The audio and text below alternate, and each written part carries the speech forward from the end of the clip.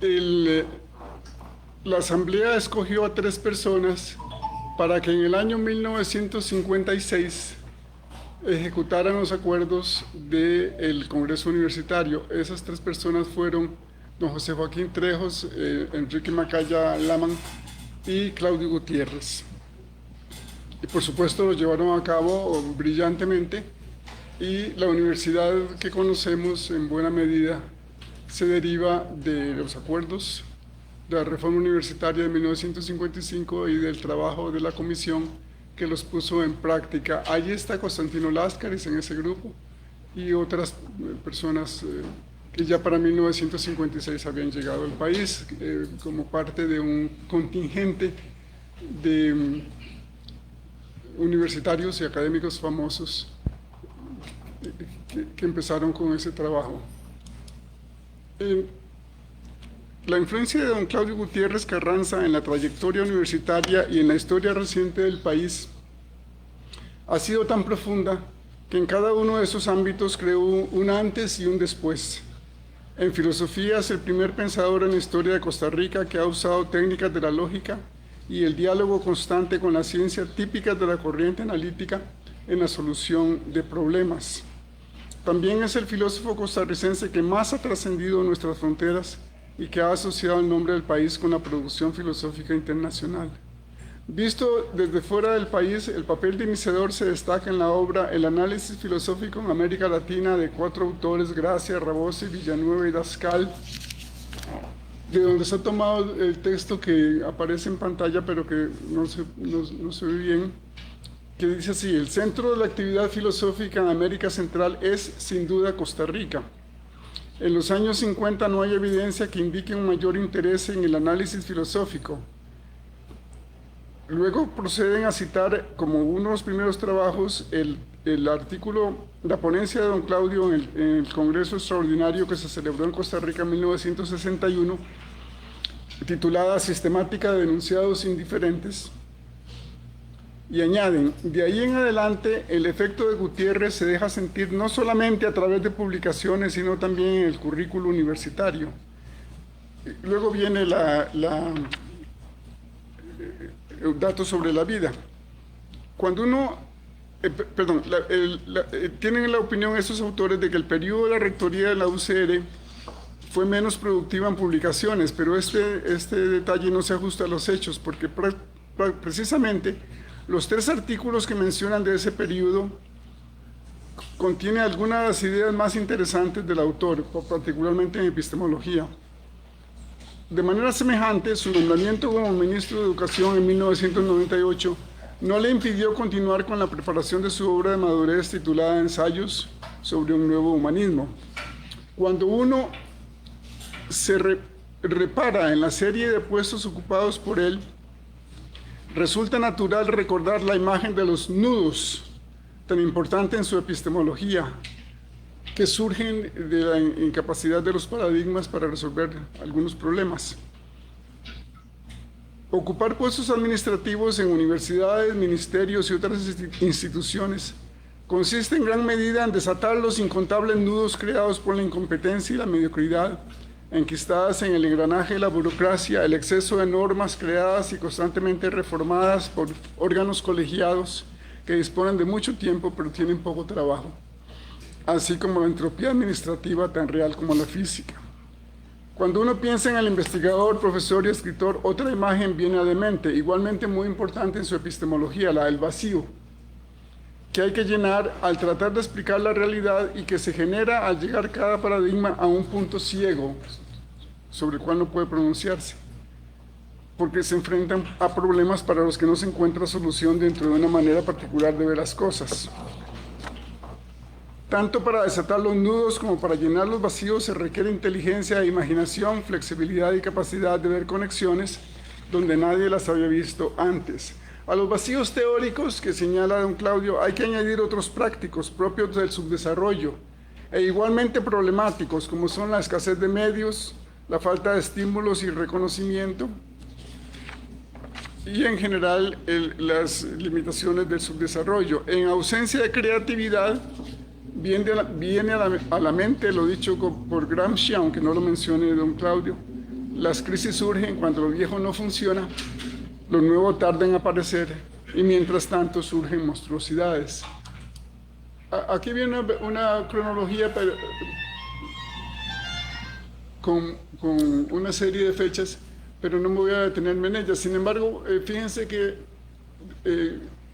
don Claudio le dio mucha importancia y recordaba con mucho detalle su primera conferencia de filosofía de 1954, sobre la cual hablaré y a la cual vuelve en otro trabajo que es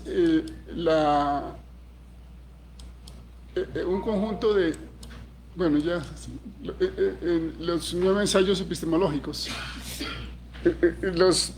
También quisiera hacer brevemente una referencia a sus etapas, las etapas de su formación. La primera es los primeros estudios en filosofía y hay una referencia a sus contactos con Ortega y Gasset en Madrid y con Gabriel Marcel en París. Luego vienen los estudios de Historia y Derecho en la Universidad de Costa Rica, obtiene su licenciatura en Historia y en Derecho en 1959, con una tesis sobre la teoría del nexo real calificada con summa cum laude. Aparte del artículo Ensayo sobre generaciones costarricenses 1823-1953, aparecido en revista de la Universidad de Costa Rica, su principal interés en esta época es la lógica jurídica, y varios artículos así lo reflejan. Luego vienen los estudios en la Universidad de Chicago entre 1965 y 66, anticipados por la estadía de un año en 1960. A él le llamó mucho la atención la libertad académica de esta universidad, que era heredera de la tradición de Alexander von Humboldt. Y en su primera estadía en Chicago llevó cursos de lógica y a mí me mencionó que había tenido la oportunidad de conocer a Alfred Tarski y de llevar un seminario con Tarski. Cuando regresó en 1965, sus estudios para el doctorado fueron en filosofía de la ciencia y su tesis doctoral es sobre filosofía de la economía. Entre 1969 y 1988 se ubica la época de interés teórico y práctico por la computación e informática, que se inicia con su participación en la introducción de la tecnología más avanzada en el interior de la universidad y la última etapa empezaría como en 1988, como una prolongación del interés por la computación e informática al dedicarse a las ciencias cognitivas. Y esto lo lleva entre sus últimas obras al replanteamiento de un nuevo humanismo, donde el trabajo fundamental es repensar al ser humano a la luz de los nuevos descubrimientos científicos, puesto que el humanismo insiste en los valores que nos distinguen a los seres humanos como tales. Sin embargo, la ciencia nos hace ver cada vez con más riqueza el funcionamiento y las características y la naturaleza del ser humano. Y tenemos entonces estar incorporando estos conocimientos, que es lo que intenta en sus ensayos sobre el nuevo humanismo. Me fijaré brevemente sobre la lógica de la epistemología, porque aquí hay cosas muy importantes en el trabajo de don Claudio. Hay una diferencia, obviamente, entre lógica y epistemología, sobre todo la lógica tal como se hace hoy día. En la lógica es mucho más fácil fijar fechas, porque se parece a las matemáticas, entonces se sabe cuáles son los problemas que hay que resolver, se resuelven o no se resuelven, pero cuando se resuelven ya se fijó la fecha y ya se sabe que se resolvió. Entonces, en el caso de la lógica, yo había preparado una exposición más larga sobre la historia de la lógica en Costa Rica, que es muy interesante y muy prolongada. Pero el punto fundamental es que uno puede fijar la fecha, curiosamente el año, en que en Costa Rica por primera vez se hace la aclaración de qué es la validez en lógica, algo tan elemental, por decir, bueno, fue en 1968 cuando por primera vez en una publicación en Costa Rica se aclaró qué es lo que significa que un argumento sea válido o inválido. Antes de esa fecha no hay ningún trabajo donde claramente se explique se explique en qué consiste la validez o invalidez de un argumento. En lógica es posible hacer eso, es posible decir, bueno, en tal año se resolvió el problema de las donkey sentences, por ejemplo, o una cosa así. En epistemología no. En epistemología es un campo mucho menos matematizado, y donde, como dice Susan Hack, a veces ni siquiera los epistemólogos saben de qué se está hablando. Hasta el extremo de cuando ella asiste a congresos de epistemología, dice la famosa filósofa profesora en Miami, que muchas veces piensa que están hablando de cualquier cosa menos del problema fundamental de la epistemología, que es la diferencia entre verdadero y falso, fundamentado y no fundamentado. Entonces, con relación a la lógica, ese es el trabajo, el folleto que publicó don Claudio en 1968, Elementos de Lógica, sobre el cual quisiera hablar algunas cosas brevemente. Entiendo que Guillermo se referirá también a él, de manera que con eso podría completarse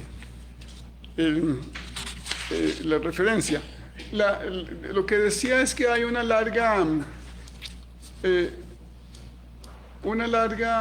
historia de la lógica en Costa Rica, puesto que uno de los primeros libros que se publicaron en el país es Elementos de Lógica, que lleva el mismo título, de Nicolás Gallegos, quien fue profesor en la Universidad de Santo Tomás y creo que incluso fue rector. En otro libro, que también es uno de los primeros que se publican en Costa Rica, Lecciones de Ética y Moral, también hay una referencia a la lógica como cuyo campo sea la verdad. En el Colegio San Luis Gonzaga, que empezó a funcionar en 1869, se enseñó lógica y se utilizó como texto la obra de Rey Heredia, un autor español, de la cual se conserva un ejemplar en la Biblioteca Nacional, con anotaciones del estudiante, ¿verdad? Que también llevaba francés, entonces practicaba el francés escribiendo al margen, y mañana tengo examen de lógica. Muy interesante que en este país se haya dado lógica en esas épocas. También en el Liceo de Costa Rica fundado en 1887, se dieron clases de lógica desde 1912 y tal vez hasta 1930, y el profesor de lógica en el liceo en esa época, Cruz Mesa, dejó los apuntes y el programa que se conservaban en el departamento, en la Escuela de Filosofía, y desgraciadamente creo que se perdieron. No los volvimos a ver. Cuando la Universidad de Costa Rica abrió sus puertas en 1941, de 1949 a 1956, en la Facultad de Filosofía y Letras, que era la facultad original a partir de la reapertura de la universidad, y una de esas facultades que estaban como separadas, porque la reforma consistió en juntarlas y unificarlas. La profesora era la licenciada Ligia Herrera, quien también lo hizo en el Departamento de Filosofía, que surge con la Reforma Universitaria de 1955, y para este propósito escribió el folleto Lógica, del cual la última edición que he podido detectar es la quinta, de 1961. Escribió también otro folleto titulado Lecciones de Lógica, pero lo interesante es fijarse en los temas, porque ese es el punto que me interesa señalar. En el folleto de Ligia Herrera se hace la definición de la lógica formal, la simple aprehensión, las propiedades de la idea, la división de las ideas, génesis de ideas universales, y hay que avanzar mucho después de una serie de consideraciones que más bien diríamos hoy que son parte de la psicología, para llegar a algo típicamente lógico, que es el tema de la lógica, que es el silogismo, analizado por Aristóteles, creado el cálculo del silogismo por Aristóteles hace ya muchos siglos. Curiosamente dice que hay 64 modos de silogismos. Hoy no son 64, son 256, y tenemos los silogismos son combinaciones de 3 proposiciones, de 4 tipos de proposiciones: la A, la E, la I y la O, o sea, las proposiciones generales, 2 universales y 2 particulares. Entonces 4 a la 3 multiplicado por 4 da 256, de los cuales la inmensa mayoría son inválidos, son unos poquitos, Y como sabemos, ya hoy día se puede matematizar, que fue lo que hizo George Boole en 1847. Con el análisis matemático de la lógica se puede matematizar la validez e invalidez, que se resuelve por procedimientos simplemente matemáticos, y todo el misterio de los silogismos desaparece. Solo que ese librito de George Boole, que es un ensayo genial, tardó montones de años en cruzar el Canal de la Mancha, digamos. La primera edición en español en España es 100 años después, porque no solamente, el atraso en lógica en los países de habla hispana no es solamente en Costa Rica, es en todos los países de habla hispana, ¿no? Se había quedado atrasada. Y en la tradición, a pesar de que se enseñaba lógica en Costa Rica desde la Universidad de Santo Tomás, el problema es que se mezclaban cuestiones de gramática, psicología y unas poquitas ideas de lógica que se reducían al silogismo, sin considerar lógica cuantificada de primer orden sistematizada, ni cálculo proposicional, ni mucho menos lógica modal, y no digamos otros campos de la lógica. Ahora, este problema lo encuentra uno en Kant, nada menos que en Kant, en mezclar todas las cosas, porque en el prefacio de la segunda edición a la Crítica de la Razón Pura, donde Kant dice equivocadamente que la lógica nació completa y perfecta con Aristóteles y que desde entonces lo único que se ha hecho es echarla a perder con consideraciones puramente psicológicas y pedagógicas. Y luego dicen en su libro de 1800, el libro de lógica, que en el siglo que empieza no hay lógicos destacados ni falta que hacen. Dice. Pero Kant termina ese librito donde hace exactamente lo que dice que no se debe hacer, o sea, introducirle consideraciones pedagógicas y psicológicas. Termina con una sección sobre la meditación. Bueno, ¿qué tiene que ver la lógica con la meditación, verdad? Tal vez sea conveniente que la gente medite. Y recuerden que es uno de los propósitos de la universidad en el estatuto actual, la meditación. Cuando yo fui vicerrector de docencia, por dicha, que ningún profesor puso en su carga académica 1 hora de meditación al día, pero podría haberlo hecho. Podría haberlo hecho porque está la docencia, investigación y meditación. Ese es el doctor Galivano, no sé que lo hayan cambiado, ¿verdad? En todo caso, les estoy dando ideas. Podrían justificar su... Pero Kant termina ese libro de 1800 hablando de la meditación. Entonces, no es simplemente un problema de autores mucho menos conocidos como Rey Heredia o Cruz... No, Cruz Mesa no. Cruz Mesa fue una excepción. Pero, digamos, Nicolás Gallegos, sino que filósofos de primera línea cometían el mismo error. El primero que realmente escribe un libro de lógica en nuestro país es Claudio Gutiérrez, y es este librito que, curiosamente, si uno lo compara con el libro que se usaba, el de Ligia Herrera, es muy interesante señalar que el de Claudio era para secundaria, pero su nivel es superior al de Ligia, que era para universidades, ¿verdad? Realmente si este libro se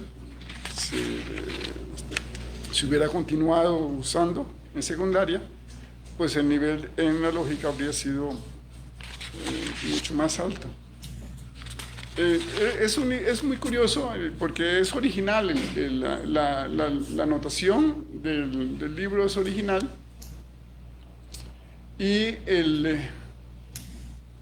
se centra en dos conectivas, la conjunción y la disyunción.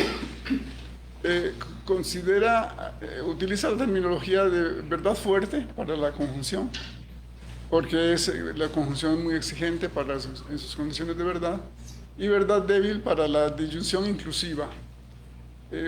Sin embargo, el sistema está concebido como un juego para niños, donde uno coloca dentro de unas casillas la representación de las proposiciones y luego las saca o las mueve de acuerdo con reglas.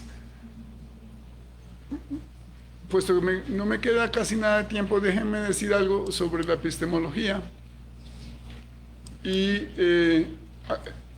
en la epistemología de don Claudio, tenemos un doble movimiento de izquierda a derecha, de lo concreto a lo abstracto, del análisis a la síntesis, de la forma al contenido, del texto al contexto, de la sintaxis a la semántica, del cálculo a la reflexión y de la definición, sobre todo la definición nominal, a la redefinición, que ya sería la definición real de las cosas que se estudian o que se investigan. Pero hay que imaginarse este cuadro también como un movimiento hacia abajo, como un movimiento no solamente de izquierda a derecha, sino hacia abajo, hacia las aplicaciones prácticas, hacia la tecnología en particular, que se hace posible, por ejemplo, por las teorías que se formulan en el lado de la síntesis, con contenido, contexto, semántica, reflexión y redefinición. Y déjenme terminar con un artículo muy interesante de 1998 que siempre me ha gustado muchísimo, que se llama Virtualidad y Derecho. Es parte de un librito que pretendía la reforma de la jurisprudencia en nuestro país. Ahí tenemos otro cuadro fácil de contemplar. En el artículo Virtualidad y Política de Claudio Gutiérrez, que forma parte de ese volumen cuyo título es Virtualidad y Derecho. La virtualidad, que hoy día la asociamos con las presentaciones virtuales, transmisión virtual de datos, etc. La virtualidad se concibe más en términos generales como la representación simbólica, que es esencial a la naturaleza humana, dice Claudio, mientras que el derecho va asociado con la normatividad, que es instrumental. Justamente el propósito del derecho y de la normatividad asociada con el derecho es garantizar el ejercicio de la libertad. Es una idea excelente. Dentro de la virtualidad está tanto la evolución biológica, los genes, como la cultural, que son los memes. Y Claudio insiste mucho en que el algoritmo, noción que no he mencionado antes, fundamental en la epistemología de Claudio. El algoritmo de prueba y error funciona tanto en la naturaleza como en la cultura. Entonces, ese es el algoritmo común. La evolución histórica es el paso de la ignorancia al conocimiento. El desarrollo es el avance de la virtualidad, de las cosas virtuales. Y por primera vez en la historia, la manipulación digital electrónica de textos, números y gráficos hace posible lo que tenemos al final a la derecha, que es el paso de la democracia representativa a la directa. Que esta fue una idea que Claudio Gutiérrez defendió muchas veces, y que si se hubiera puesto en la práctica, pienso que hubiera resuelto muchos problemas. Y es eliminar la representatividad en aquellos órganos donde es posible ejercer la decisión, la capacidad de opinar directamente, sin necesidad de tener un representante intermedio. Entonces, volver al sistema universitario como era antes del Congreso de 1972, en donde había una asamblea a la cual pertenecíamos todos los profesores en propiedad, llegó a ser tan grande que no funcionaba, porque no cabíamos en había que alquilar estadios para poder funcionar, y entonces hubo que poner la representación de las asambleas, de la colegiada. Pero hoy es perfectamente posible, por medios virtuales, no solamente hoy, desde hace ya mucho tiempo, el que todos los profesores, incluso, por supuesto, las representaciones estudiantiles o los estudiantes, a lo mejor todos los estudiantes también podría ser, puedan opinar sobre los asuntos universitarios y votar. Es perfectamente posible, y de hecho Claudio menciona que es lo que hacen los suizos, que por el procedimiento de referendo resuelven las cosas sin necesidad de representación. Y con esto termino. El paso de la democracia representativa a la directa sería una de las tantas ideas retadoras que nos dejó Claudio Gutiérrez, pero que siguen llamando la atención, ¿verdad? Porque si se pudiera poner en práctica en grupos como la universidad, que son más pequeños, tal vez algún día podría llegar a ponerse en práctica en un país entero. Y muchas gracias. Muchas gracias, señores. Excelente.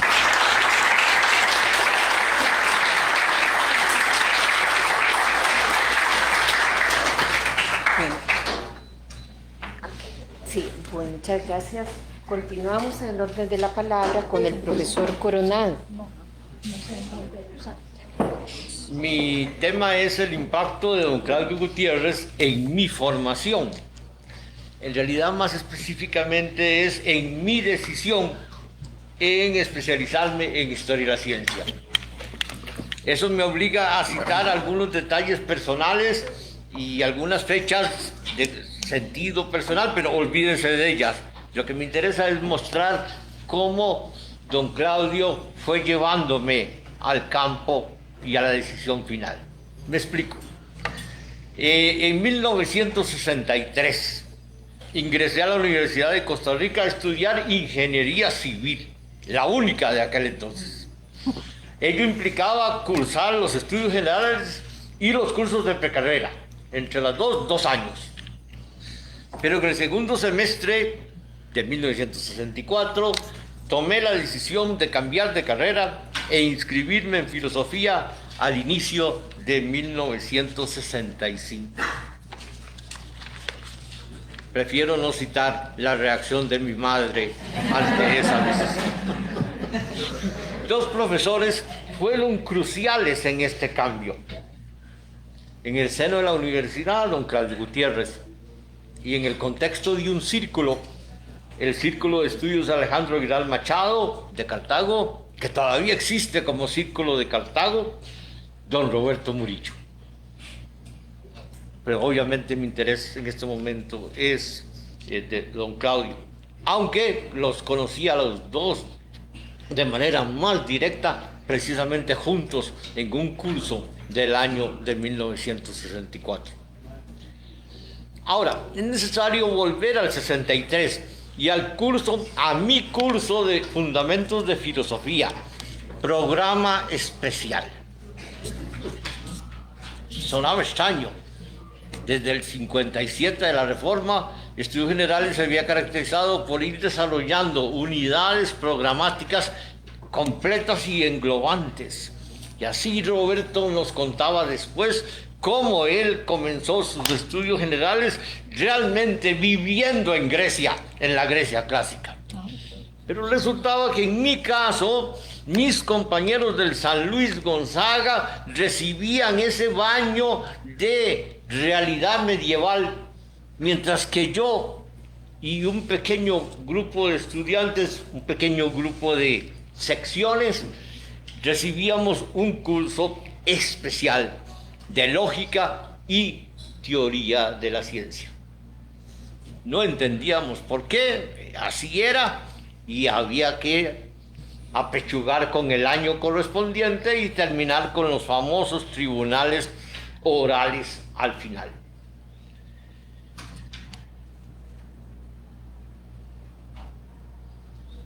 Podríamos citar entonces que yo me puse en contacto con Claudio Gutiérrez gracias a una presencia distante. No tuve contacto con él, daba algunas conferencias para guiar el curso, pero una presencia distante, inquietante, preocupante, amenazante en último caso.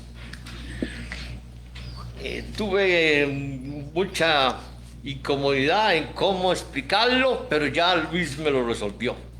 Es que mi profesora de Fundamentos de Filosofía era la licenciada Ligia Herrera, que era especialista en lógica aristotélica y que representaba esta tradición en la escuela de filosofía, en la universidad. Ella era mi profesora y entonces de alguna forma vivíamos el hecho de que nos explicaba un detalle, alguna cosa de silogística con implicaciones psicológicas o gramaticales, etc. Y nos advertía que tuviéramos cuidado para los exámenes porque había un señor Claudio Gutiérrez, que no compartía esas ideas, que introducía nuevas ideas, y estamos en el 63, a 5 años del 68, y por lo tanto que nos cuidáramos. Era realmente preocupante. Sobreviví el examen final, gané los estudios generales, pero me quedó ese asunto.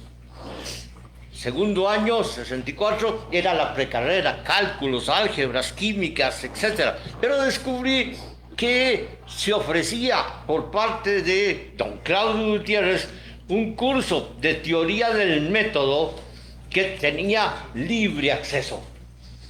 Y siempre que hay esas cosas inquietantes, etcétera, etcétera, no sé si será cierto, pero dicen que el pobre Giordano Bruno terminó pensando lo que pensaba en virtud de que lo pusieron como novicio a cuidar una biblioteca prohibida.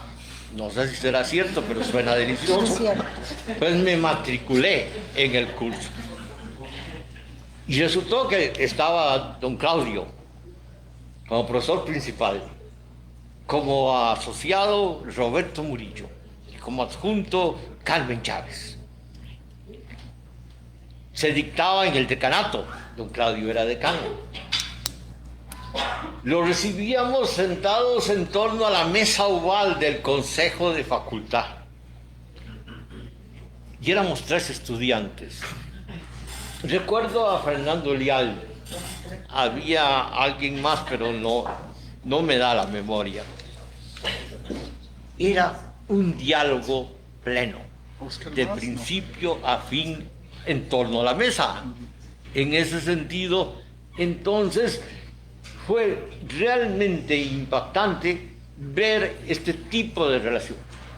Yo recibía cálculo y ahí se discutían en el curso de teoría del método los problemas de la interpretación de la naturaleza del cálculo. Y un día cometí el error de preguntarle algo a mi profesora de cálculo, salir regañado totalmente. Usted simplemente aplique las reglas y no pregunte. Ay, qué horror.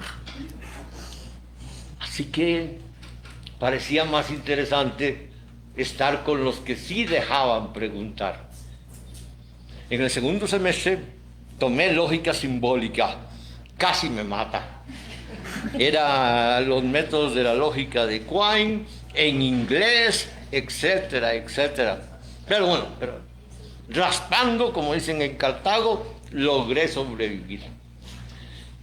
Ese curso de teoría del método me permitió pensar que había otra manera de enfrentarse a los intereses científicos que traía del colegio, a los intereses matemáticos que me habían enseñado en cuarto y quinto, porque antes no me habían enseñado matemáticas, y que en consecuencia era preferible que cursos de cálculo o de álgebra que lo único que buscaban eran recetas o resolución de problemas.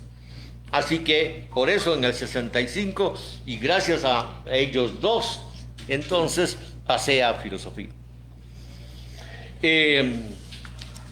Al regreso del 65, ya sí tuve la oportunidad de estar en un par de actividades académicas de don Claudio, y luego, cuando había avanzado más, habiendo recibido un curso adicional de don Claudio, encontré que don Víctor Brenes me nombró con horas estudiante para apoyar los quehaceres de don Claudio. Eran horas estudiantes, ni de horas asistente, porque no era bachiller todavía. Don Claudio, sin embargo, me invitó a su oficina del 4º piso, cerca del ascensor, que no se podía usar porque eso era peor que las amenazantes ausencias. Era una amenaza física. Y maravillosamente me otorgó una pequeña mesita en la oficina para que yo pudiese estar ahí y hacer mis cosas, y de vez en cuando, y me lo dijo directamente, conversáramos sobre algunos temas. Esa mesita después se convirtió en escritorio porque ya pasé a ser profesor, y esa oficina era el centro de la enseñanza tipo tutorial, que es la más bella de todas, y en la que don Claudio de alguna forma iba moldeando mis posibilidades académicas. Por supuesto, en principio era la lógica, y yo di cursos de lógica, introducción a la lógica, basados en esto, cursos de lógica simbólica, pero en realidad, la pura verdad es que no era mi tema de entusiasmo. Me servía porque obviamente con los ejercicios de lógica uno medio mataba a los estudiantes, perdón, esto no lo he dicho, pero no me llenaba. Me llenaba más el curso de teoría del método de don Claudio, que entonces pasé a ser también su asistente, y ahí él me asignaba algunos temas con anticipación para que tuviese un día de lecciones cada mes. Y recuerdo dos de esos temas con gran cariño. Uno fue sobre Arquímedes y su método, y el otro fue sobre Galileo Galilei. Iba moldeándolo a uno. El sistema de Arquímedes y Galileo Galilei siguen siendo todavía hoy de los temas que sí me entusiasman. Pero estos temas que me tocaba prepararlos, sin embargo, eran orientados a través de las conversaciones del cuarto piso en su oficina.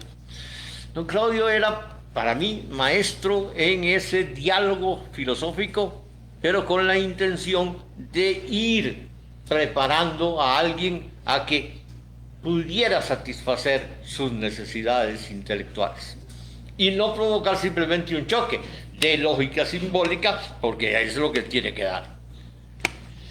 Por cierto, la cuestión de la lógica ahí quedaba latente, pero dichosamente apareció un joven ajedrecista, Jorge Rovira, y ya, yo quedé libre de la lógica y Jorge seguirá adelante con lo otro. Después hubo un accidente más, y el accidente fue que se crea un curso de Historia de la Ciencia, pero un momento antes.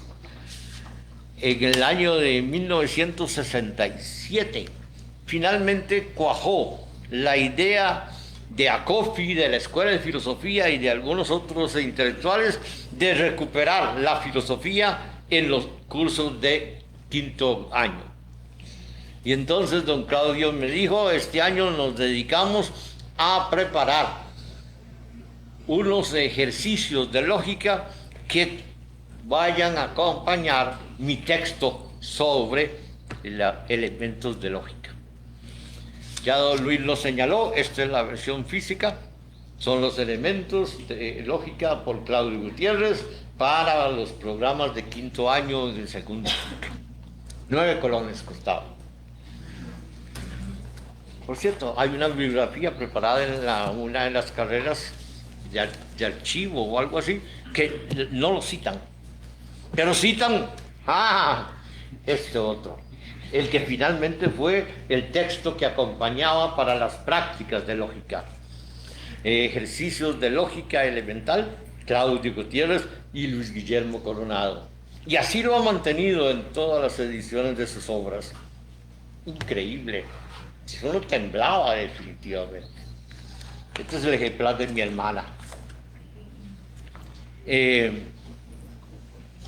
Los preparábamos, yo le hacía borradores de los ejercicios, él obviamente los cribaba, etc.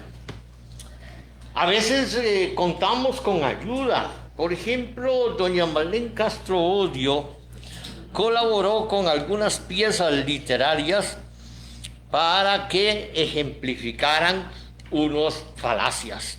Y hay uno de Asturias que todavía en las noches a veces leo con profusión. Un posible negocio que no terminó bien entre dos vendedores de cierto licor y que al final vendieron, pero terminaron sin el licor y solamente con un pago. Así que los ejercicios se dieron. Y ya don Luis ha señalado que este documento fue crucial en la historia de las ideas de lógica y también de método en Costa Rica. Lamentablemente después se abandonó y así pasan las cosas aquí. El 68 ya era asistente graduado, por lo tanto ya podía tener cursos y hay un programa del 69 donde don Claudio como profesor titular ofrece un curso de introducción a la lógica, antigua lógica formal, pero obviamente totalmente distinta, un asistente que ahí aparece citado y un programa de página y cuarto. Hace poco, esperando que la pandemia se acabara, yo pensé en volver a dar algún curso. Un colega muy gentil me señaló cómo es que hay que hacer los programas ahora y sinceramente salí huyendo, que siga la pandemia. Además, también me señalaron de que hay unos reglamentos, etcétera, etcétera. Y como en mis 45 años de profesor, yo hacía quizzes si perdía esa prisa, pues me hicieron ver que eso no es viable en estos momentos. Don Claudio fue mi director de tesis de licenciatura. El tema no lo escogió él. Yo venía con ese tema de tiempos y a él le pareció el autor que estudiaba, porque era Alfred North Whitehead, uno de los, junto con Bertrand Russell, que construyeron la estructura de la lógica moderna, pero mi tema no era de esa naturaleza, era más bien la causalidad en Whitehead. Y si hubieran sido los Principios, supongo que habría tenido más entusiasmo. Si hubiera sido todavía el libro La ciencia y el mundo moderno, que es una delicia, habría tenido más entusiasmo. Pero mi libro básico era Proceso y Realidad. Así que se veía en su cara que algo no andaba bien. Pero debo señalarles a ustedes, porque lo que me interesa es señalar la acción de Claudio. De don Claudio, él asumió el reto y me guió en la investigación final y sugirió mucha bibliografía que mejorara el documento, etc. El 68 implicó para mí una serie de cambios. Obviamente aparecieron los ejercicios, me nombraron coordinador en el Ministerio de Educación Pública como encargado de filosofía. Estuve sufriendo ahí 2 años y finalmente tomé otra decisión crucial, y es huir del Ministerio de Educación y volver a la universidad a terminar mi tesis y seguir carrera. Ya desde ese entonces yo quería llegar a los 50 años de profesor. Lamentablemente me quedé varado en 45. Don Claudio, ya de manera más sistemática, ahí en el cuarto piso y en virtud de las oficinas, de los diálogos correspondientes, me fue llevando de la mano hasta que yo vi claro qué era lo que quería hacer. Me presentó a la lógica y la investigación científica de Popper, fue una revelación. Me presentó los Harvard Case in Histories in Experimental Science, 2 volúmenes y editados por Conant. Ahí era una manera maravillosa de enfrentarse a la historia y la ciencia repitiendo los experimentos, etc. Me presentó obviamente a Thomas Kuhn y la estructura de las revoluciones científicas.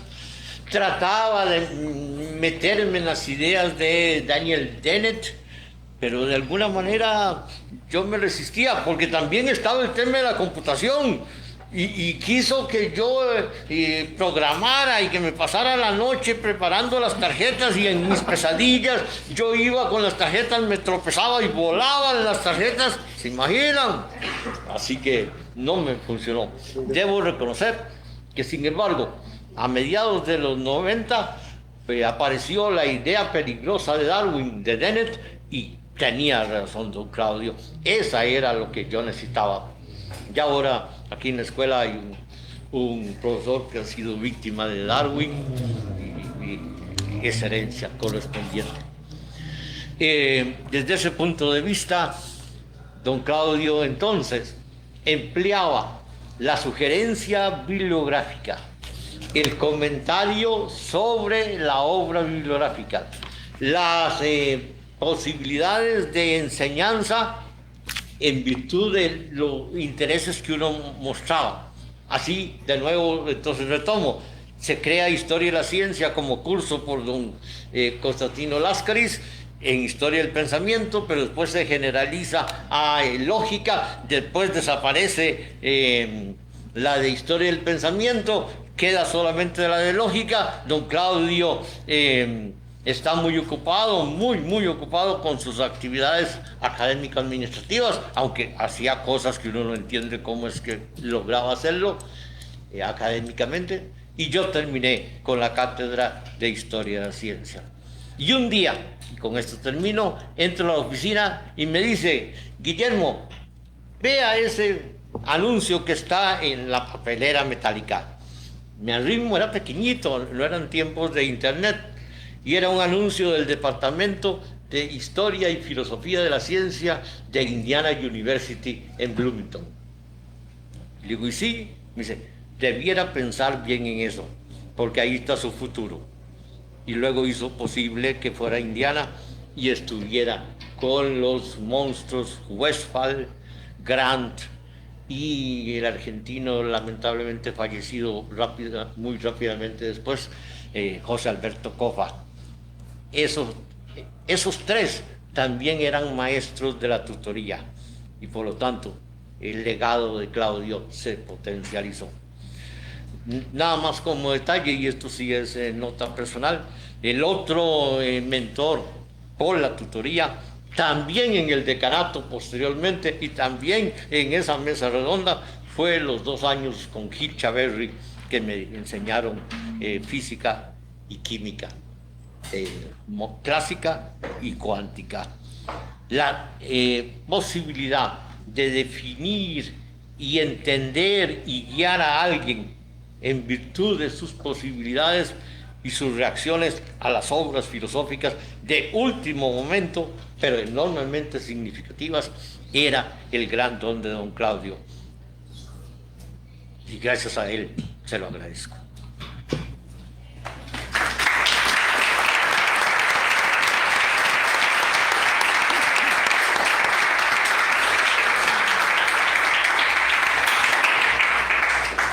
Muchas gracias, don Guillermo, y seguimos escuchando a la doctora Marcela Echán. Gracias. Yo quise aportar hoy, esta tarde, algunas reflexiones sobre el humanismo de don Claudio Gutiérrez. Mucha gente cree que una persona, por volverse experta en un campo tan riguroso como es el campo de la filosofía de la ciencia y eventualmente luego en informática y todo, pierde la visión de conjunto. Y con don Claudio nunca ocurrió así. Durante toda su vida y durante todos sus cargos, siempre insistió en la noción de persona, en contraposición a individuo o sujeto o elemento.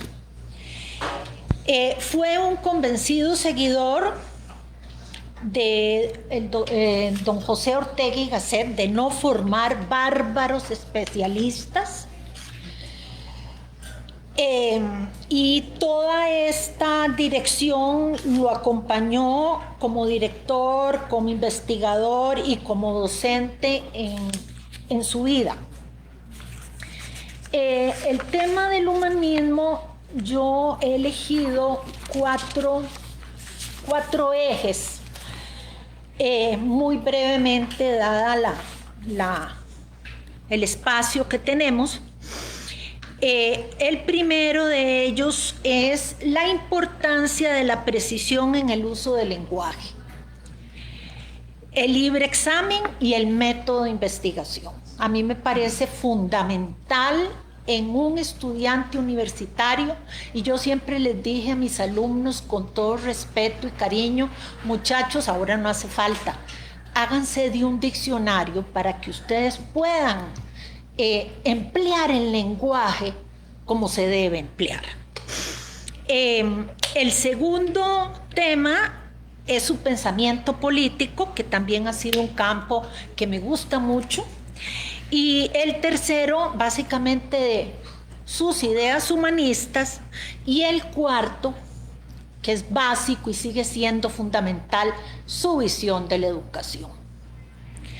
Con referencia a la precisión en el uso del lenguaje, hay que hacer la distinción obligada entre liberalismo filosófico y liberalismo económico. Ambas corrientes representan, hay muchas, subcorrientes muy diversas y muy heterogéneas. Y hay que tener, pues, especial cuidado en el uso de discriminación para todos estos términos. Pero a grandes rasgos, y eso me interesa mucho, el liberalismo filosófico representa o debe ir dirigido a la autonomía de la investigación, de cualquier tipo de investigación, a través del libre examen del objeto. Si yo tengo mis sentimientos y mis afectos ligados a un problema de investigación, no puedo ser objetivo. El libre examen, por eso, es el método científico extendido y adaptado a cualquier tema. No científico, por supuesto, porque los temas científicos pues ofrecen, digamos, alguna ventaja, pero las ciencias sociales no ocurre eso. Las ciencias sociales muchas veces nos inmiscuyen de alguna manera en esas investigaciones. Entonces, especial libertad de libre examen para analizar problemas de las ciencias sociales, del arte o de la moral es fundamental, que persigue la formación de juicios sin que existan otros previos y no confirmados, que son los prejuicios, partiendo del libre pensamiento y con la mayor información racional posible sobre el objeto. No esperar verdades definitivas y procurar, es decir, no se esperan verdades dichas, sino que se procura la renovación metódica de las ideas, rechazando de antemano toda obligatoriedad a su presencia. No es que esto no puede variar, no puede ser. El ser humano es un ser básicamente histórico y la ciencia y todo el conocimiento han sido fundamentalmente históricos. Recuerdo que oír una vez a don Claudio decir, es que el conocimiento es como una escalera. El primer peldaño es tan importante como el sexto, pero todos forman una unidad para poder ascender.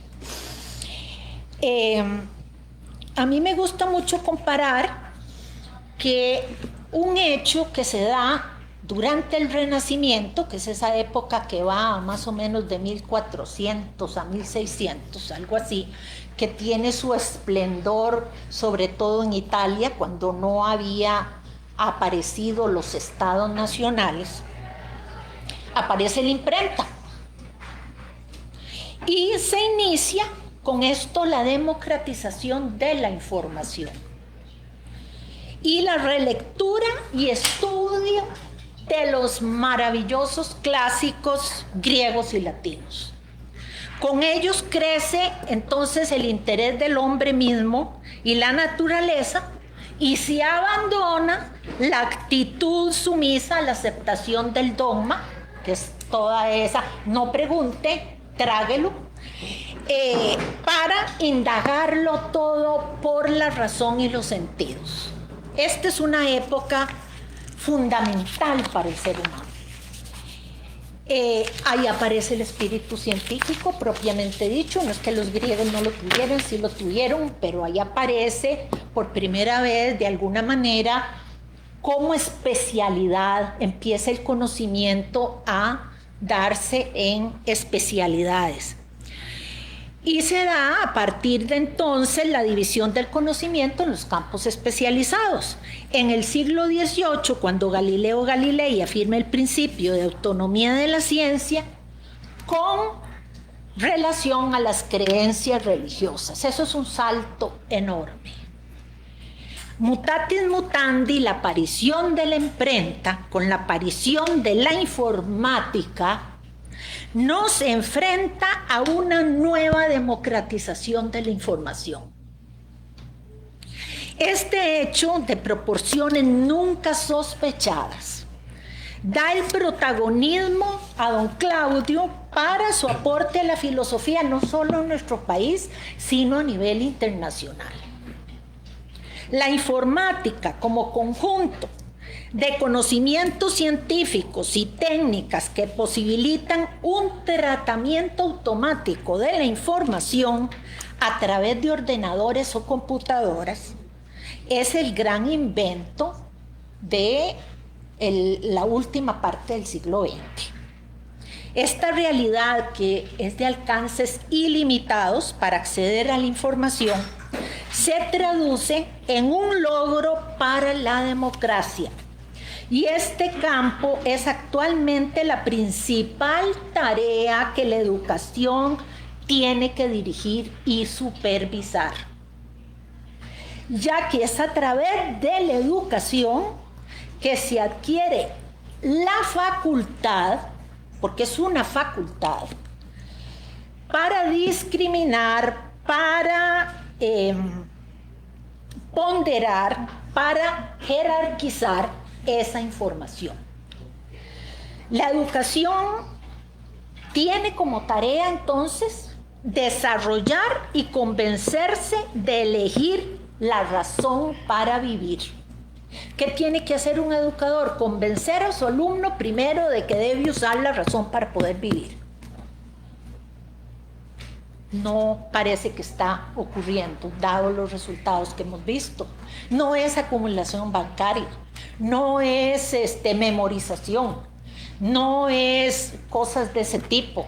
Es una facultad que desarrolle esa autonomía.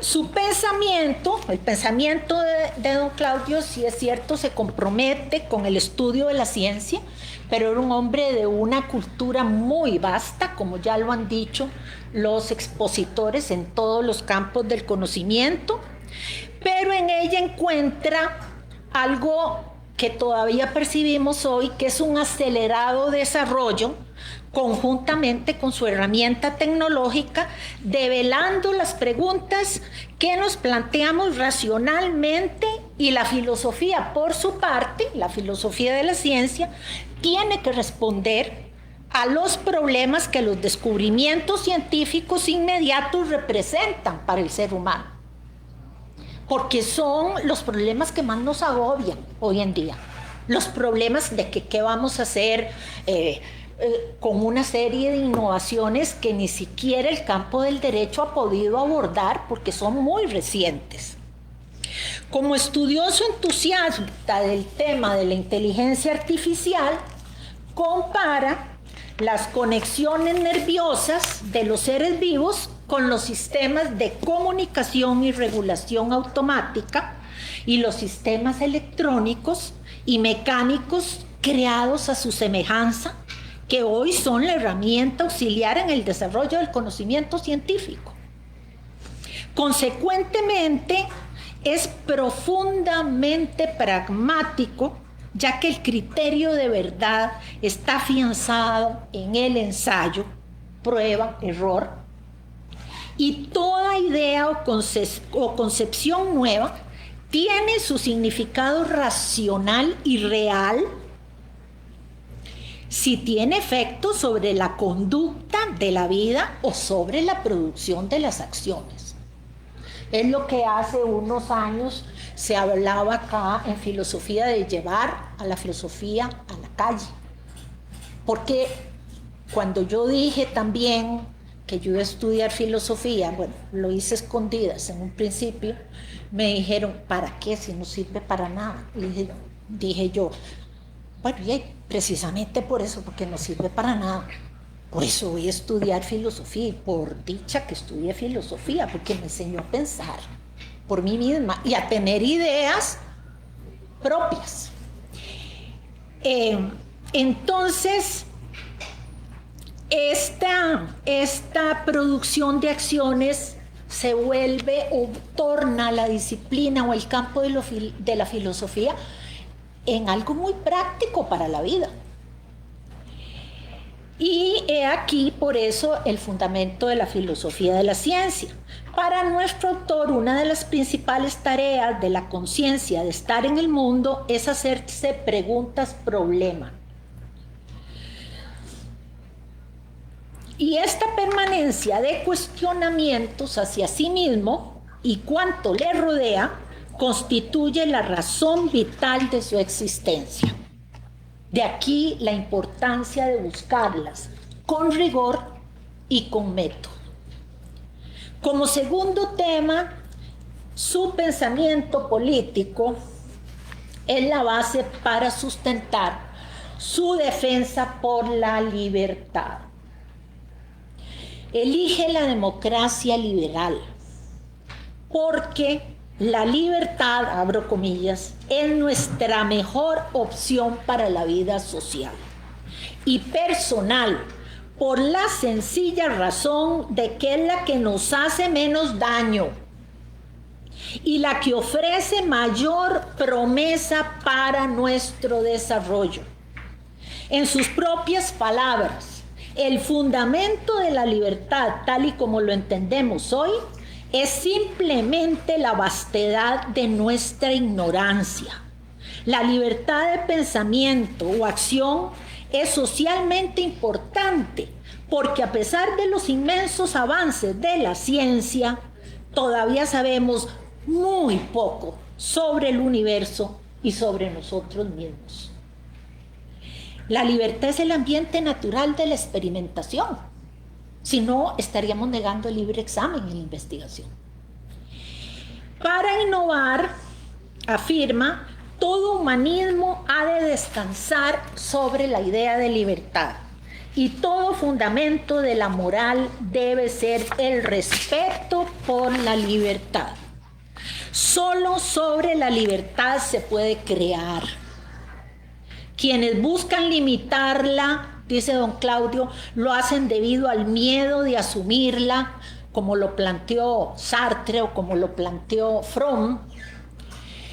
Y por eso la libertad es el fundamento de la innovación y el único camino abierto al cambio. En su ideario humanista, la solidaridad es el gran norte del desarrollo y del bienestar individual y social, y así lo han mostrado la historia y la cultura. Del mismo modo, el acceso equitativo a los bienes materiales y espirituales producidos colectivamente son las bases de la paz social. Se ha dicho que la democracia política, dice don Claudio, no es el mejor sistema de gobierno, sino simplemente el menos malo. Convengo en ello. Si nos preguntamos en qué consiste esta relativa superioridad, debemos contestar que la democracia es el único sistema capaz de autocorregirse frente a sus equivocaciones. Porque cuando yo me comprometo con una idea, esa idea la tengo que defender al final, pase lo que pase, y no puedo renunciar a ella. Entonces, el estar previamente preparado a que la realidad es mutante día con día, nos abre la posibilidad de la autocorrección. En un sistema totalitario, quizá podríamos construir la sociedad ideal, dice don Claudio, pero seguro que nunca sabríamos si la hemos logrado. Un sistema que excluya la crítica y la oposición jamás podrá estar seguro de que acierta. De acuerdo con lo anterior, su posición política, vean ustedes que es producto de largas reflexiones, además de implicar un compromiso franco, toda vez que resulta de un autoconvencimiento de los beneficios mayores que la libertad individual suma al progreso social.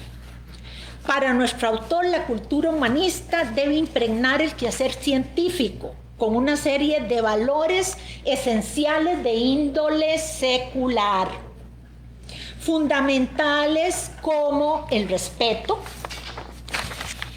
la solidaridad, la responsabilidad, la capacidad de trabajo en equipo, la capacidad asertiva en la comunicación. ¿Por qué? Porque los obstáculos de la comunicación son obstáculos a la verdad. Iniciativa para el autoaprendizaje, voluntad de mejoramiento y sobre todo una integrada política educativa. Claudio Gutiérrez ha sido también pionero en el país de lo que se conoce como humanismo científico.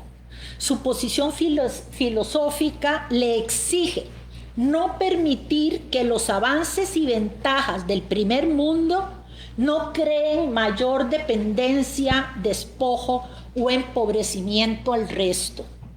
Y en este sentido, los avances científicos y tecnológicos asociados deben ser compartidos en todos los puntos del planeta por encima de intereses económicos y políticos. Nos costó un poco, pero ahora con la epidemia de la COVID-19, pues pudimos recibir un poquito y no se quedó la vacuna circunscrita territorialmente al país productor. Con esta intención de justicia distributiva en el planeta, apela a los acuerdos y compromisos entre los organismos internacionales para garantizar con equidad el desarrollo de todos los pueblos en virtud de la aplicación de acuerdos solidarios de cooperación. En su posición pragmática ha sido uno de los principales impulsores de la Fundación Omar Dengo. Y la Fundación Omar Dengo, que ahora está en la paleta, en la discusión, por lo menos periodística, no sé si de toda la prensa, porque ya usted puede no leerla, ha hecho una labor de apoyo en la brecha digital de niños, jóvenes, pero también de adultos y de adultos mayores. En mi caso, dichosamente, no tuve que recurrir a la Fundación Omar Dengo, porque tengo una hija aquí presente, Lorena, que es la que me ha enseñado todo lo que yo sé de computación. Nuestro autor señala que la tecnología es lo que nos ha convertido en humanos, porque esta es la que nace como consecuencia de la necesidad de adaptación a un medio cambiante. Y la ciencia hoy afirma que sobrevive no necesariamente el más inteligente, sino quien mejor se adapta al medio.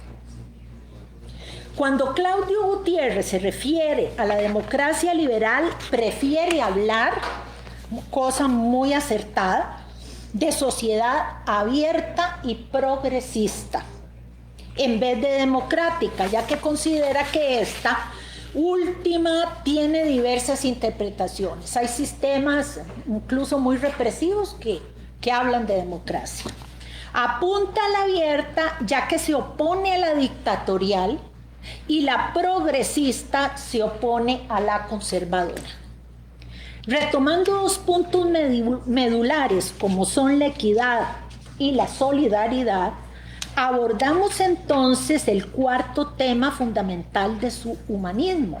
Muy generalmente, comprenderán ustedes por razones de tiempo, la educación. El quehacer educativo constituye el plano medular y para su consecución, abro comillas, la misión de la educación en una sociedad a la vez abierta y progresista no puede ser ni el servicio a los intereses de los que dominen el aparato sobre la producción, ni tampoco la sujeción al credo filosófico de quienes detentan el poder político. Su aspiración deberá ser, más bien, con clara comprensión de la multiplicidad de la naturaleza humana y de sus fuerzas, fomentar los ideales de copertenencia y corresponsabilidad entre los hombres. Esta apertura nace desde cada individuo, como una actitud hacia el mundo externo.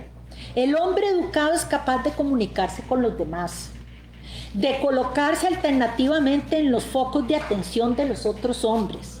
Ello es posible solamente bajo una condición: que ese hombre haya adquirido lo que probablemente es la quintesencia de la educación, la capacidad, recalca, de suspender el juicio sobre sus propias opiniones y teorías, de abstenerse de declararlas verdaderas siempre y esperar que sea la práctica y el tiempo los que den el juicio definitivo sobre su corrección y su eficacia. Solo practicando este escepticismo creador sobre las primeras opiniones es posible practicar la simpatía creadora sobre las opiniones de los demás. Ese escepticismo, que es la virtud de la humildad intelectual, es el sustento necesario de esa otra virtud imprescindible para la convivencia social, que es la tolerancia. Su idea del humanismo va más allá, por supuesto, de las materias importantes y necesarias que a nivel general se imparten o se han ideado impartir en las corrientes humanísticas. Para él, sino que se expresa como reflexión del hombre sobre sí mismo, sobre su identidad, su origen, su misión y sus responsabilidades. Para él, el ser humano no viene dado esencialmente, sino se configura a través de su historia, su cultura, su lenguaje, sus preguntas problema, sus relatos, sus vivencias. Para todo humanismo, el sendero más certero y liberador será siempre la educación. La correspondencia entre el concepto de paideia y humanismo siempre está presente en su pensamiento. La paideia comprende una actividad de aprendizaje constante y toma forma motivada por el deseo de saber. Sin embargo, de acuerdo con Jäger, no bastan para definirla en la actualidad ni los términos educación, ni civilización, ni cultura, ni tradición, ni alfabetización, pues cada uno alcanza por sí solo un aspecto de la misma. Para lograr completar el alcance del concepto griego sería necesario emplearlos todos a la vez, comprendiendo además de la formación el mejoramiento o el perfeccionamiento en la virtud y la participación en la vida de la colectividad. Este concepto recoge el carácter de la comunidad del sum político.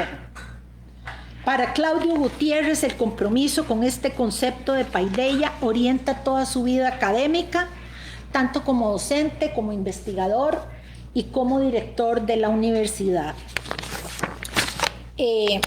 Hay un texto que me permití, que me tomé la libertad de transcribir literalmente, y lo quiero hacer así porque no le voy a quitar la belleza que tiene.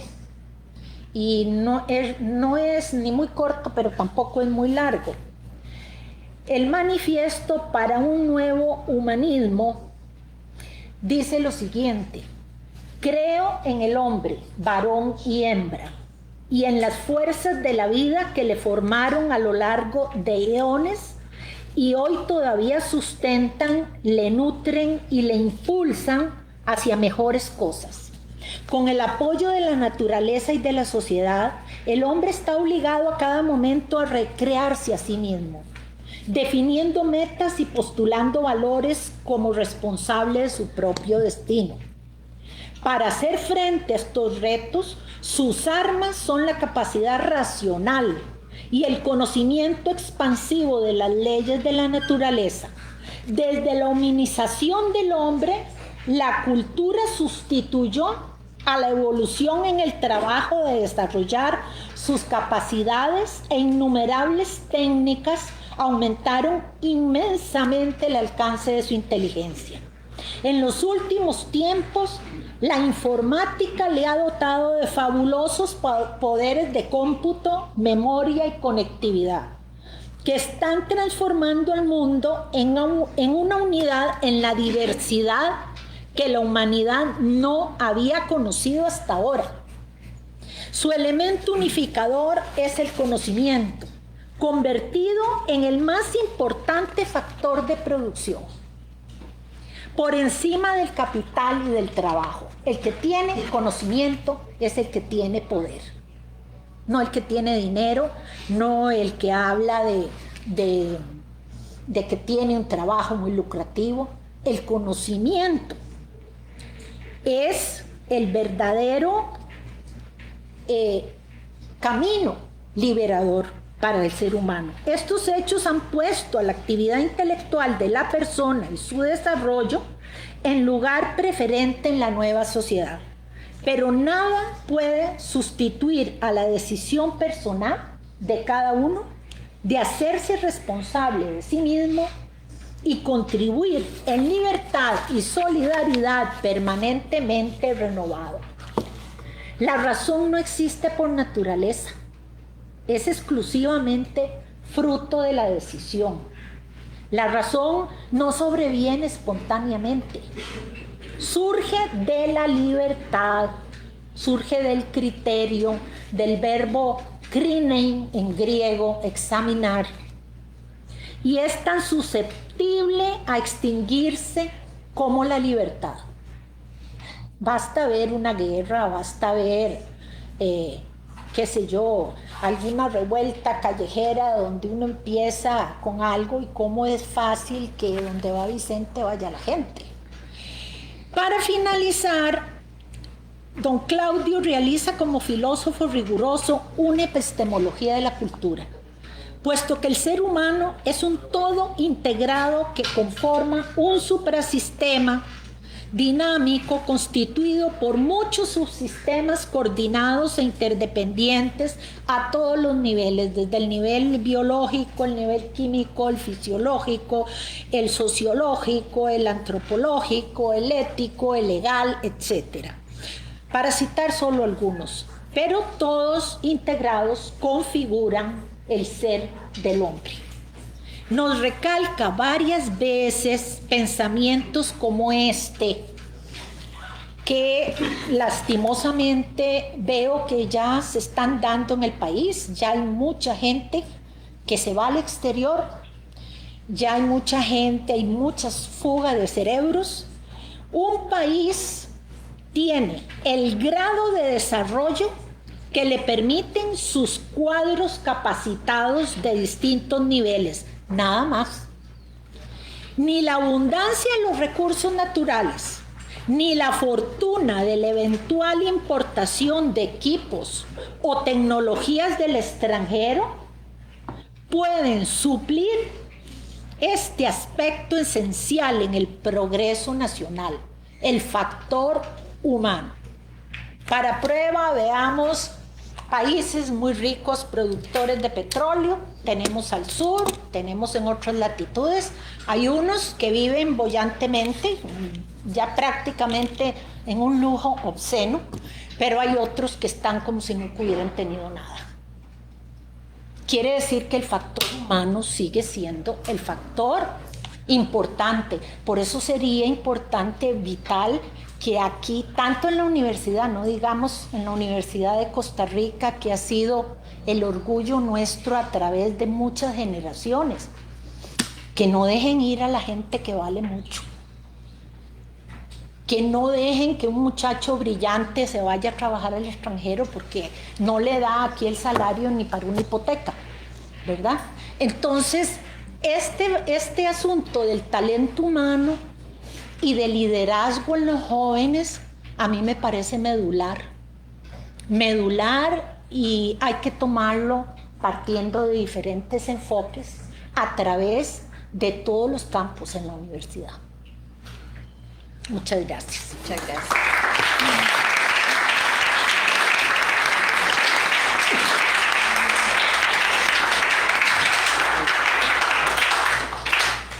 Muchas gracias, doña Marcela. Y ahora escuchamos al doctor Carvajal Villaplana. Bueno, buenas tardes. Gracias por estar en este homenaje. Nada más a anunciar que Álvaro Zamora me comunicó que espera que las participaciones de hoy se transformen en artículos para publicarse en Coris. Bueno, el pensamiento de Claudio Gutiérrez al que yo me voy a referir es la informática y la inteligencia artificial, y he partido de 3 obras: la sociedad computarizada, epistemología e informática y el humanismo replanteado, 1990, 93 y 2006, en ese orden. Los 2 primeros, lo tengo claro, son textos para cursos, algunos acompañados con antologías publicados por LUNED. Entonces tiene una dimensión un poco más didáctica. Recuerda lo que dice Guillermo, ¿verdad? Él en algunos textos hace una introducción teórica, presenta unos comentarios a los artículos, y para la edición de las obras completas pues pone unas citas de la antología, sobre todo de la sociedad computarizada, ¿no? Entonces me llama la atención que el primer libro plantea los temas de los problemas, de las consecuencias de la introducción de la computadora, los robots y la inteligencia artificial en la sociedad, y luego en epistemología informática hace un desarrollo más teórico, y en el humanismo replanteado pues lo retoma, ¿verdad? En esta perspectiva de las ciencias como base del humanismo y las ciencias interpretadas desde el humanismo. Esa, digamos, es una forma que me llamó mucho la atención del planteamiento. Yo he elegido igual 4 temas: la posibilidad de pensar artificialmente, el algoritmo, la informática como ciencia y los problemas sociales que genera la inteligencia artificial. No sé si me alcanzará el tiempo, ¿verdad? Pero veré hasta dónde llego. Entonces, el primer punto, la posibilidad de pensar. Voy a leer para ir un poco más rápido. En dichos textos, Claudio Gutiérrez nos presenta como un promotor de la informática, los robots y la inteligencia artificial, está convencido, me parece a mí, a pesar de algunos matices, algunas reservas que tiene en relación a este tema, que las máquinas pueden pensar. Si no lo hacen como lo hace el ser humano, por lo menos lo hacen en cuanto que pueden emular el pensar humano.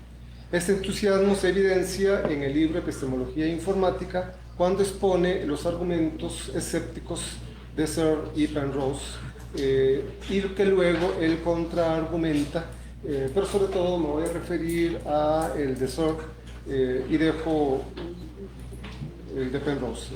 El análisis del argumento de Searle es importante para Gutiérrez, en tanto que le sirve para definir las potencialidades y las limitaciones del paradigma informático, ya sea como instrumento para entender la mente humana o como una herramienta que emula a la mente humana, es decir, a la inteligencia y a su capacidad de pensar. De Searle revisa el argumento del cuarto chino, que no lo voy a exponer. Es un experimento mental que es muy frecuente en filosofía y que, según Gutiérrez, intenta refutar la tesis de que los incipientes programas de comprensión del lenguaje en su época, del lenguaje natural, son un caso de actividad mental como la humana por parte de las máquinas. El argumento se basa en que no es suficiente saber manipular símbolos formales o interpretarlos para atribuir que se conoce un idioma, en este caso el chino. Para el caso chino, si una computadora adecuadamente programada comprende y explica esa comprensión del chino, sería, digamos, una inteligencia como la humana. Según Gutiérrez, Searle se opone a la idea de que sea posible entonces reducir la inteligencia por medios, que sea posible producir la inteligencia por medios estrictamente formales, o que no es necesario también que tenga una base biológica, sino que puede tenerse inteligencia a partir de cualquier otro soporte material. La crítica de Searle se dirige a la llamada posición fuerte o la inteligencia artificial fuerte, sostenida por aquellos investigadores que intentan producir una inteligencia igual al humano. Searle no critica la posición débil, aquella que se conforma con la idea de que los programas lo que muestran son ciertos aspectos de la comprensión humana y contribuyen de esa forma a explicar el funcionamiento de la inteligencia. Uno de los argumentos que presenta Gutiérrez contra el argumento de Searle es refiriéndose o utilizando a Dennett, quien afirma que el cuarto chino, si bien el programa no logra una comprensión plena, por ejemplo, de un chiste, no obstante, esa limitación no invalida la inteligencia artificial, en tanto que complejidad de partes del cual pueden emerger características que no están en las partes. Así,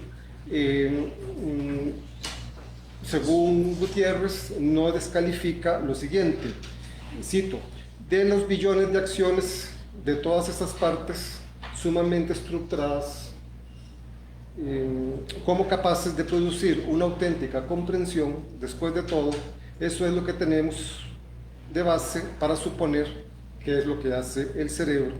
Integrar de una manera congruente también billones de acciones de partes sumamente estructuradas. Termina la cita.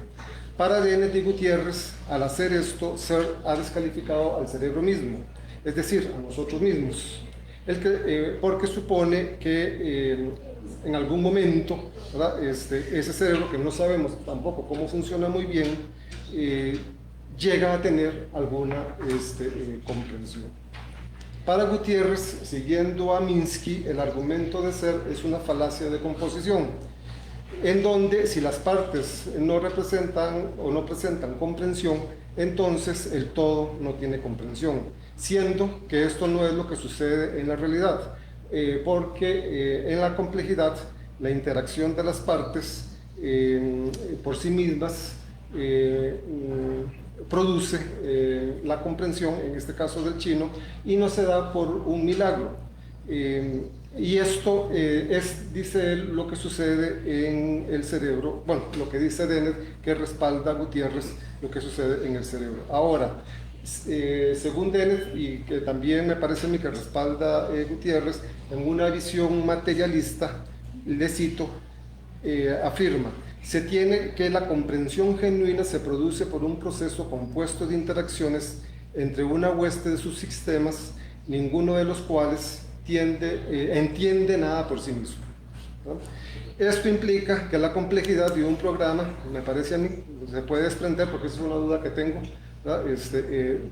en los textos, que la complejidad de un programa produciría comprensión, aunque cada una de sus partes no entienda o no comprenda. La comprensión sería una propiedad emergente, independiente del soporte físico, entonces podría ser el cerebro u otro soporte físico, y esto, según le entendí a don Claudio, surgiría naturalmente. Entonces, en un programa complejo, la comprensión y la inteligencia podría surgir naturalmente. Si es así, parece que entonces, esta es la duda que tengo, ¿verdad? No sé si es por mis prejuicios, o está en Gutiérrez, o soy yo el que lo interpreto mal, ¿verdad? Gutiérrez estaría defendiendo una IA fuerte, pero está criticando el argumento contra la IA fuerte, ¿verdad? Entonces, hay como una sutil contradicción, ¿verdad?, que se podría ver en el texto. Al respecto de la consecuencia anterior, acerca de la emergencia de la comprensión o la inteligencia, tal parece que Gutiérrez aporta un límite, aquí para matizar un poco el asunto, cuando expone la teoría de los niveles epistemológicos. Son 3 niveles: físico, la construcción de una computadora; diseño, la perspectiva que adopta el programador, la programadora; intencional, el que corresponde al usuario de un programa en cuanto a la actitud del sujeto al objeto. Aquí tengo una duda porque intencional aparece con S, ¿verdad?, y hace referencia a la noción filosófica de intencional con C, ¿verdad? Entonces, no sé si es el problema del texto o que usa los dos conceptos al mismo tiempo, ¿verdad? ¿Sí? Sí, puede ser, podría ser, correcto.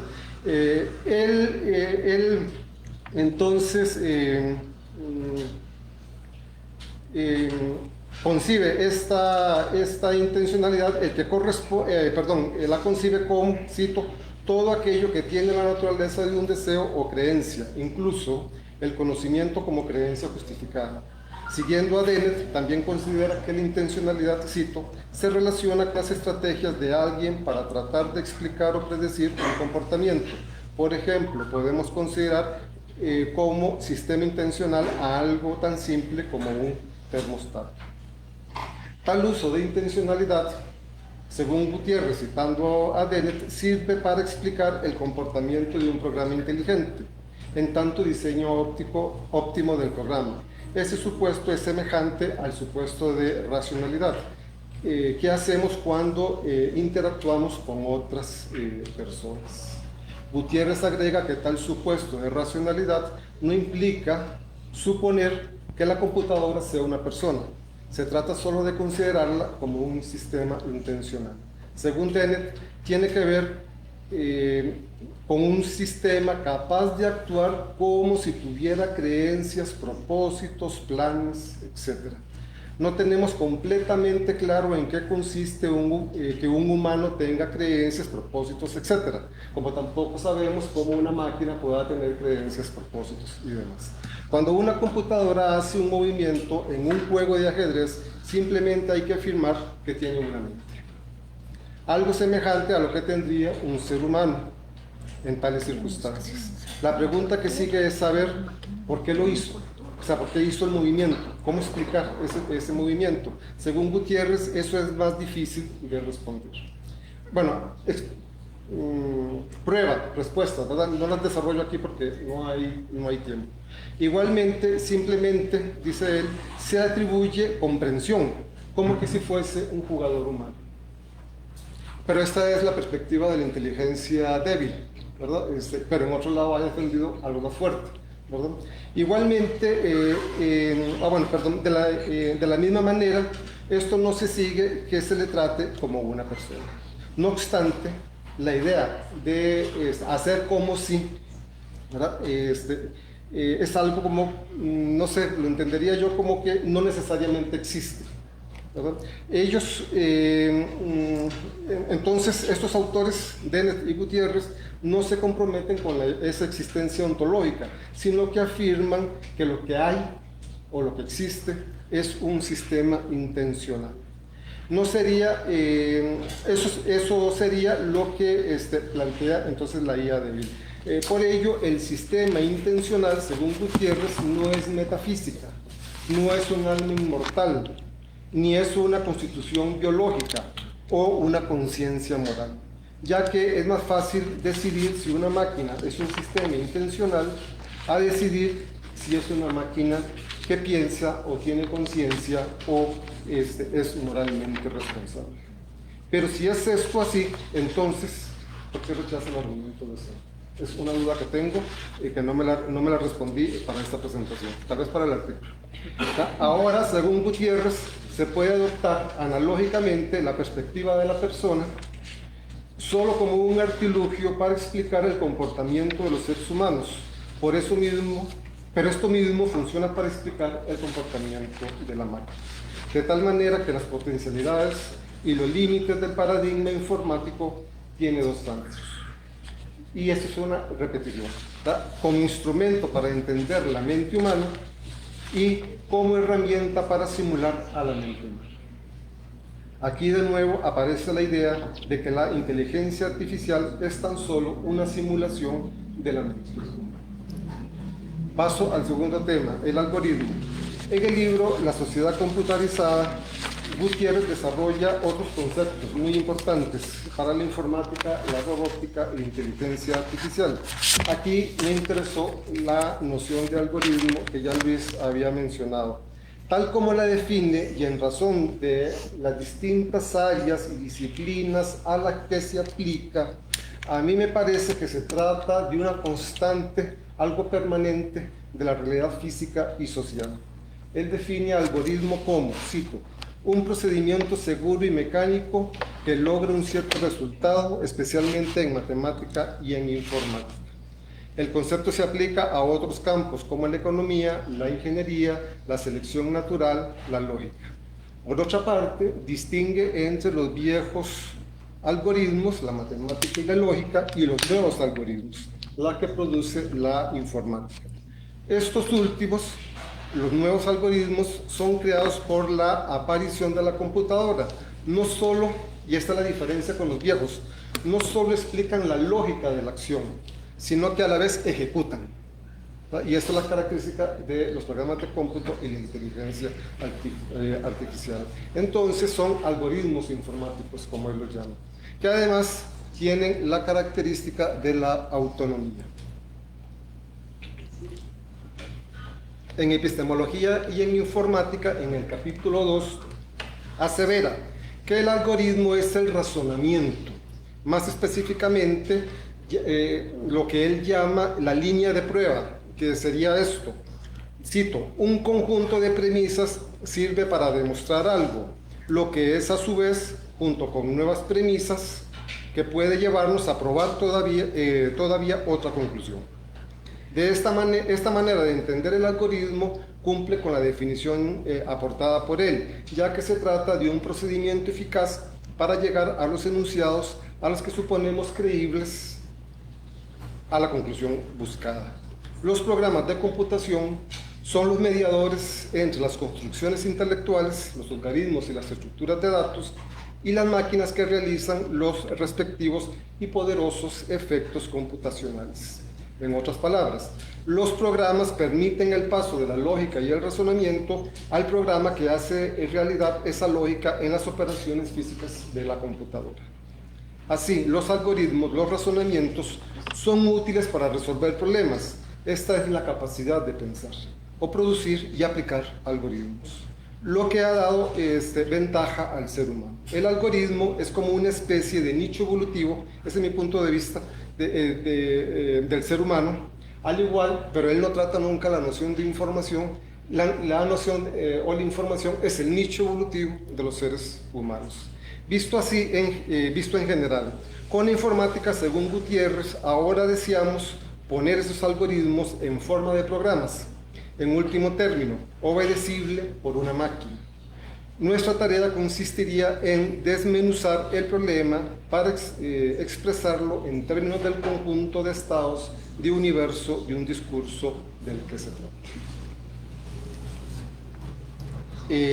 Entonces, ese es el tema del algoritmo. Paso a un tema mucho más corto, es la informática como ciencia. En relación con la exploración de los límites y las posibilidades de la informática y la inteligencia artificial, Gutiérrez dice que esas preocupaciones conllevan a definir la informática como una ciencia.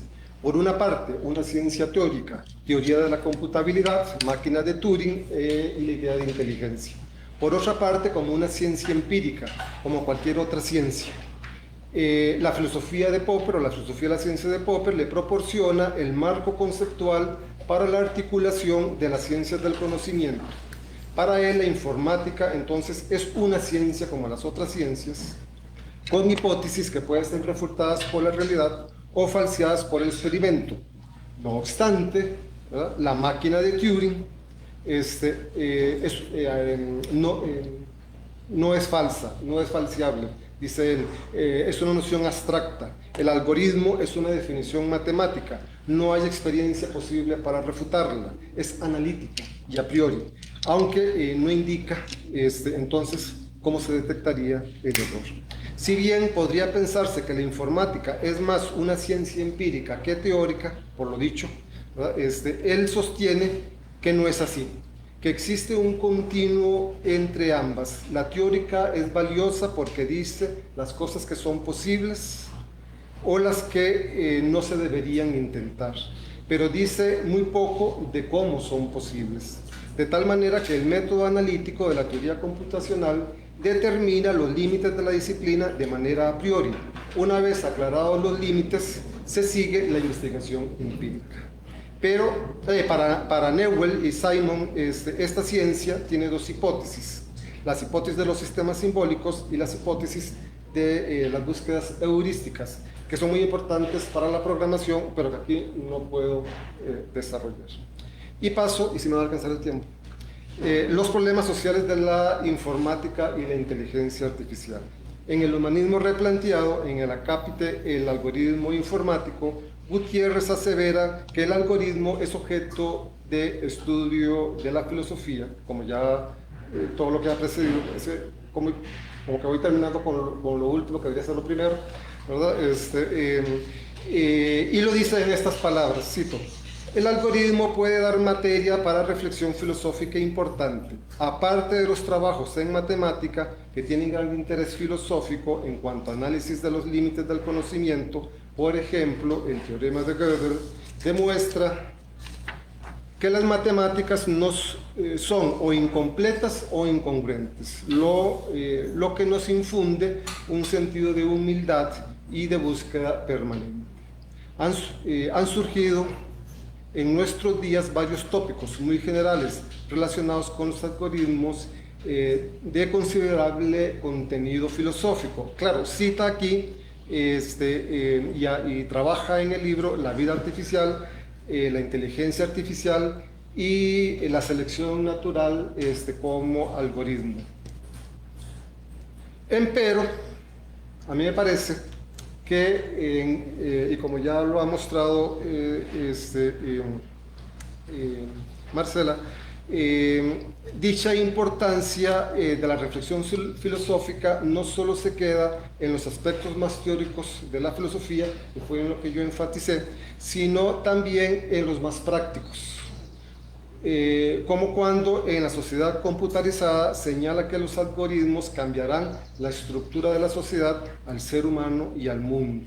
Al respecto asevera, cito: los algoritmos se habían soltado por el mundo y andan transformando todas y cada una de las actividades humanas sin excepción alguna, desde los materiales a las espirituales. A esto él lo llama revolución, apogeo, proeza y otros calificativos que utiliza. El libro La sociedad computarizada llama la atención porque Gutiérrez, me parece a mí, es su primera aproximación al tema de la IA tiene que ver con las implicaciones de dicha tecnología para la sociedad y la cultura.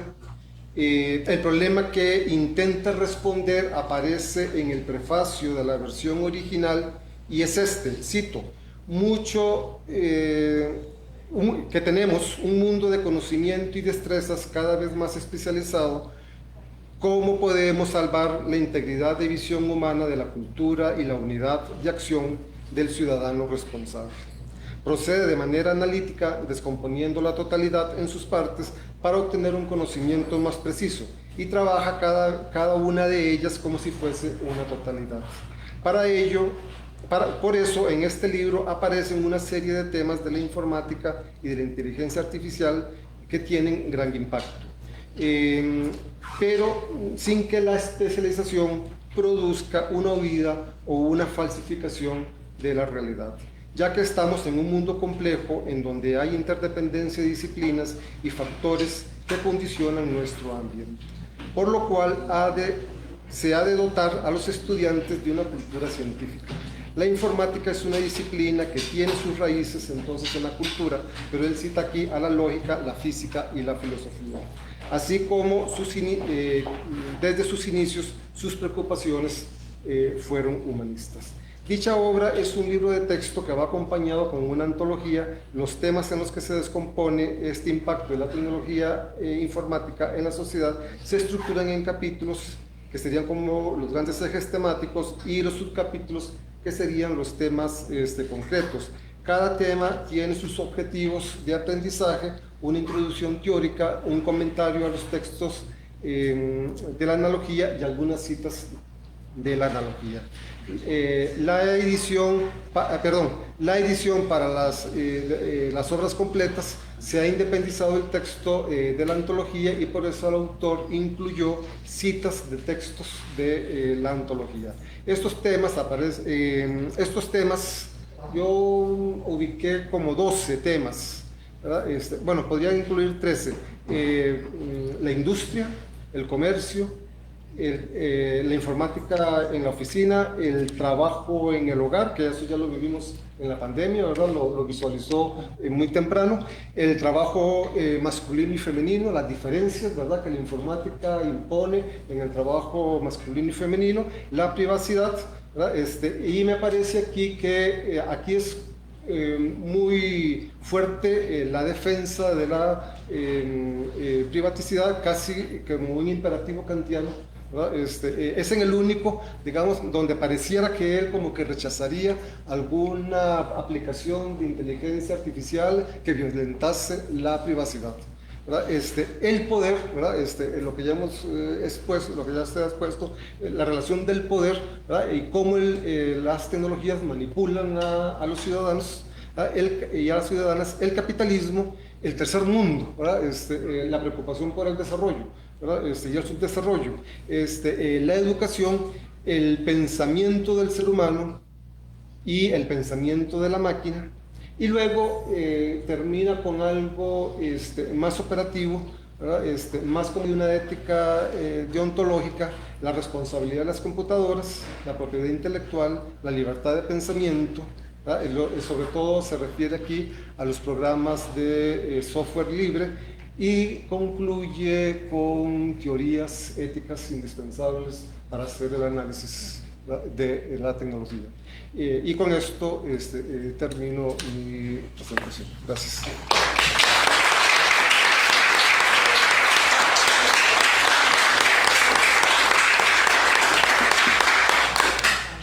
Muchas gracias a todos nuestros expositores. Celebramos que posiblemente vamos a tener la publicación de estas presentaciones para deleitarlas pues más detenidamente en lo sucesivo. Y ahora los invitamos cordialmente, ¿verdad?, a un pequeño refrigerio. No, digan las preguntas. Perdón, había preguntas. Bueno, primero. Muchas gracias. Sí. Quería felicitarlos por esta iniciativa buena y por habernos involucrado en la Escuela de Filosofía del Instituto de Investigaciones Filosóficas. Yo tenía unos comentarios sobre todo el cuadro bueno, es que en esta existen dos significados, dos conceptos diferentes: intencionalidad en el sentido de awareness, referirse a cosas, estados, y la otra intencionalidad que se refiere más en sentidos en cuestiones políticas. Aquí la que interesa es la primera. En inglés es que en inglés se escribe con T, pero en español la tradición es escribirla con C. Y se refiere precisamente a eso, que los estados, por ejemplo, en este caso en una computadora, hacen referencias a cosas que están afuera. Y el punto de Searle es precisamente que él considera que una máquina de Turing nunca va a lograr, o un sistema formal, mejor dicho, nunca va a lograr esa intencionalidad. Entonces, y ese es el gran tema. Y Claudio Gutiérrez estaba así, ciertamente muy peleado con Searle en eso, porque Searle lo que considera es algo que creo que es como una idea que ha terminado ganando de cierta forma, que es que hay digamos que la causalidad para los estados mentales depende de lo biológico, ya lo dice.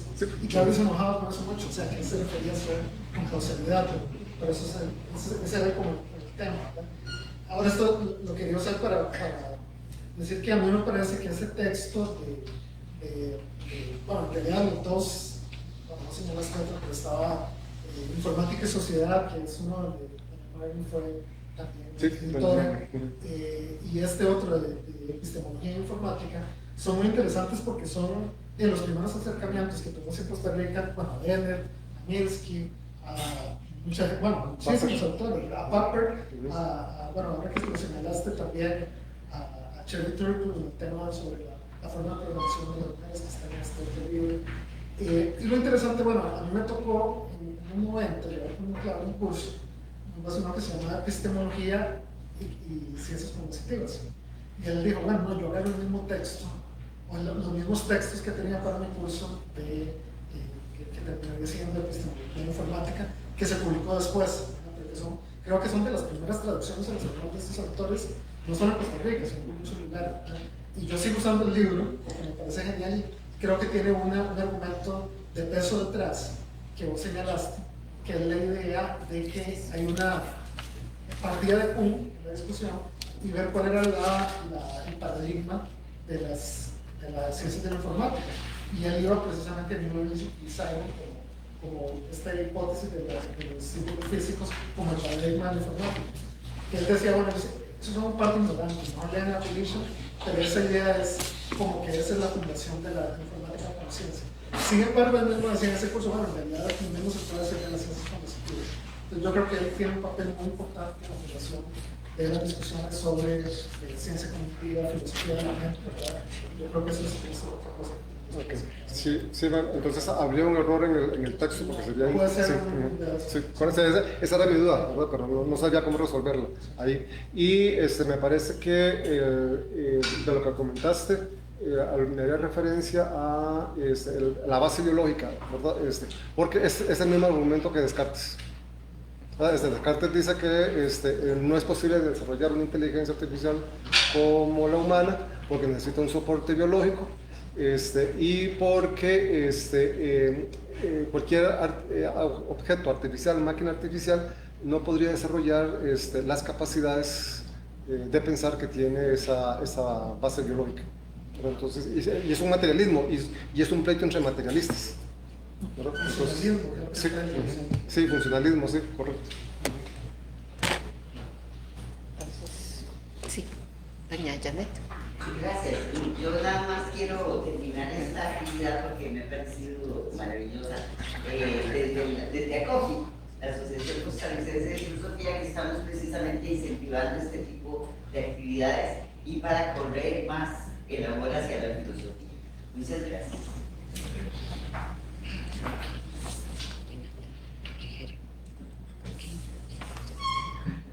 Bueno, si no tenemos otra intervención, entonces pasamos a él. Bueno, muchas gracias. Muchas gracias. Creo que debiéramos terminar.